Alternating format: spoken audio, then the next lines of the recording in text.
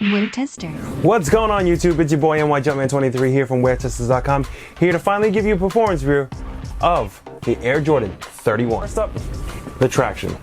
The traction of the Air Jordan 31 works fairly well. Durability wise, probably won't last you very long. I would particularly stay indoors for these. Outdoors, you know, it'll probably run out really quick. The rubber traction works fairly well on very clean courts, but if it's a little bit dusty, you're gonna get a little bit of, you know, skidding around and whatnot. So you're gonna be finding yourself wiping here more so often than not. Not as bad as the Air Jordan 30 though. I mean, that Air Jordan 30 model that I tested was just bad, you know, pretty much forgotten in my mind. But other than that, traction works well as long as you play on really clean courts.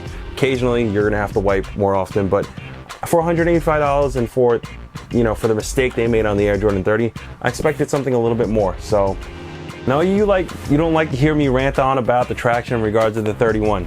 But if you're gonna say something has influence from the Air Jordan 1, utilize same of the influence of the Air Jordan 1. Like the traction all on its own, the Air Jordan 1. This is one of the most solid tractions you can ever step foot into in regards on the court. As soon as you step on the hardwood, all you hear is a large screeching noise, almost like having your nails dig into a chalkboard, but not in that bad way, but more so less than stop and go. Secondary influential comes from the Air Jordan 1 Alpha. For those who haven't known or heard about it, it's the influence of the Air Jordan 1, just with an updated version with a full-length zoom visible also. This is a very old pair. It comes from like the early 2000s. Even the materials on this were a lot nicer than all the stuff that come out now. But you know, I just have to be honest with you. Traction is a modern Air Jordan 1, so I'll give you a little zoom in feature. But this one uses the Air Jordan 1 traction with updated herringbone patterns. And I've played in this, especially with the full length zoom, which I love. And it was awesome. You know, so if you're gonna say it has influence from the Air Jordan 1 via Air Jordan 31, use the same influence like the outsole because it worked amazing. Next up, the cushioning. Cushioning used on the Air Jordan 31 utilizes a full-length unlock zoom. Man, have I been waiting for so long for my Jordan brand to use this again. Last thing I felt that was really good, other than the Jordan 29, was the Jordan 28, where I used forefoot and heel zoom. But for 31, they decided to go, you know, full-length unlock zoom, which I figured they should have been using all along in the first place, because, you know, they call it Air Jordan for a reason. You know, if you don't have air in it, then what's the point of calling it? Other than that, feels way better than the 30, feels way better than maybe the 29 as far as cushioning is concerned. I do like it. I enjoy having proper cushioning, especially for an elder statesman like I do, and especially when I play in an inside-outside game, big man down low. Worked really well. The cushion setup works perfectly fine, especially if whether or not you play outside or inside the interior. For bigger people, you know, slightly heftier people, this cushion setup will work perfectly fine. Again, not as great as a KD9, but it works fairly well. Yo, it's Air Jordans. Air Jordan is known as, you know, the state of innovation for Nike and Jordan brand. So I'm expecting something a lot more. You know, what's the next wave cushioning? Other than the same old zoom or unlock zoom or, you know, articulated zoom. I'm really interested in see what they do next, but I know they're working on the Air Jordan 32, or almost done with it, and most likely onto the Air Jordan 33. So onto the materials. Honestly, this should have been the Air Jordan 30 all along in the first place, not the 31, because it follows along the way performance woven is supposed to be. The Air Jordan 31 is wrapped around with a midfoot, from the midfoot all the way to the toe box, straight up performance woven. Materials feel amazing. Exception I have is the cheap synthetic leather that they utilize on the backing of the, from all the way down to the heel. I wish they would have used real leather. Other than that, the tongue feels great. From the interior lining, the booty-like feel is where I did have a gripe.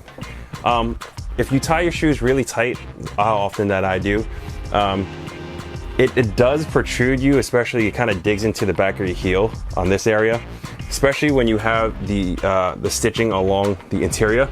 Stitching should, honestly, I know you want to keep it as a clean look, but I would keep it along the outside. Secondly, the the materials on it should be a lot softer on the interior. Use the same materials as the Air Jordan 29. There's nothing wrong with that, because that stuff felt soft on my feet. Not like this stuff where it's a little, you know, it's nice, but it's a little rough. Secondly, the pillows, you know, the ankle pillows and the heel pillows and whatnot. Great idea. Again, should always be a standard in every single shoe to keep, you know, other than you lock down, but it's a nice feeling of cushioning.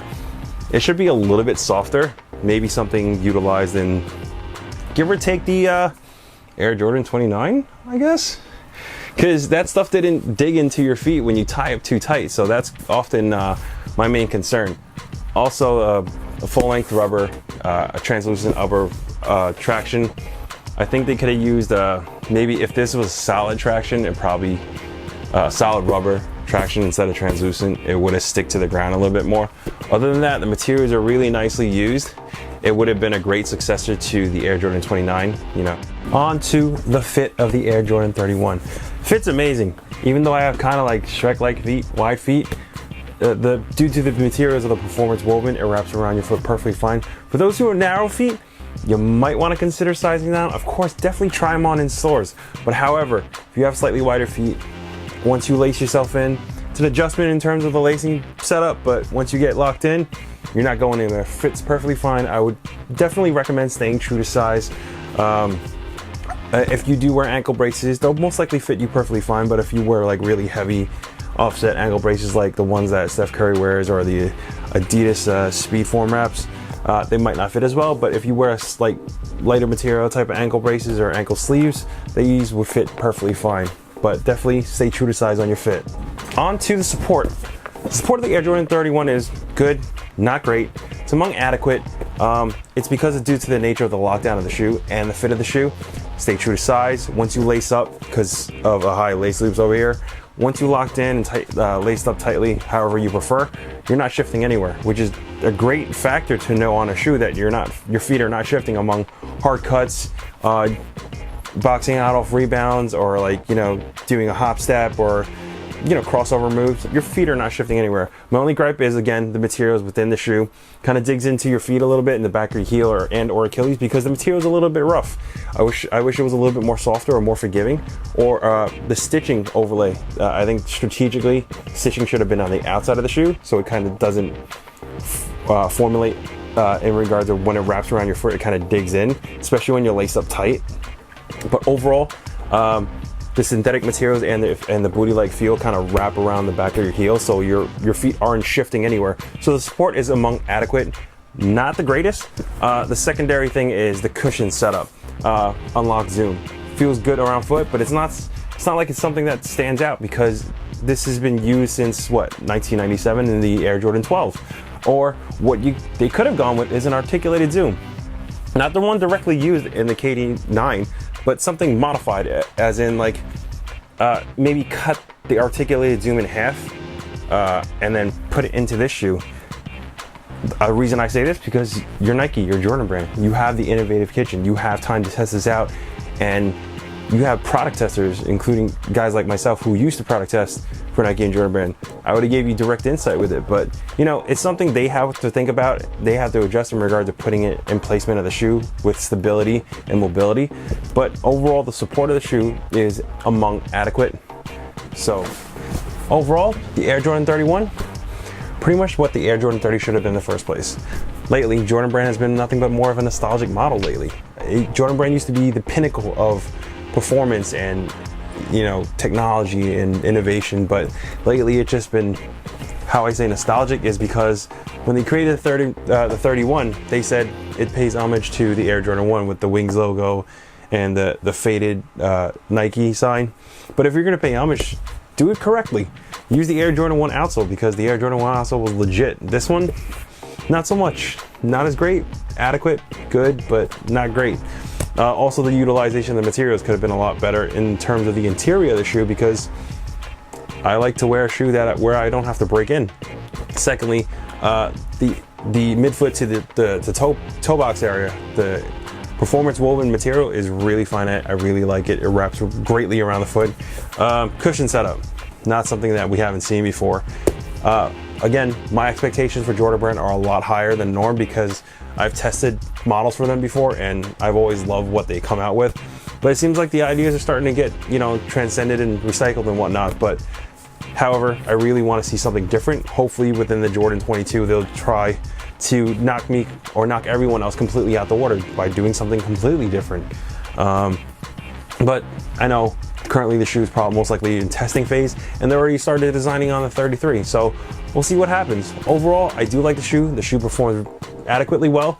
For $185, I was expecting a lot more. And that's a wrap, people. That is the performance review of the Air Jordan 31. I'd like to say thank you for everyone for watching. Make sure you hit like, subscribe. Make sure you share the video with your peers. If you have any questions or comments, leave it down in the comment section below the video. Other than that, if you have any more comments or questions, you can hit me up on my social media, Twitter or Instagram at nyjumpman23. Make sure you keep it locked at weartesters.com for all your sneaker performance reviews and news. Other than that, this is nyjumpman23 from weartesters.com signing out. I'd like to say thank you for the support. Peace. I'm out.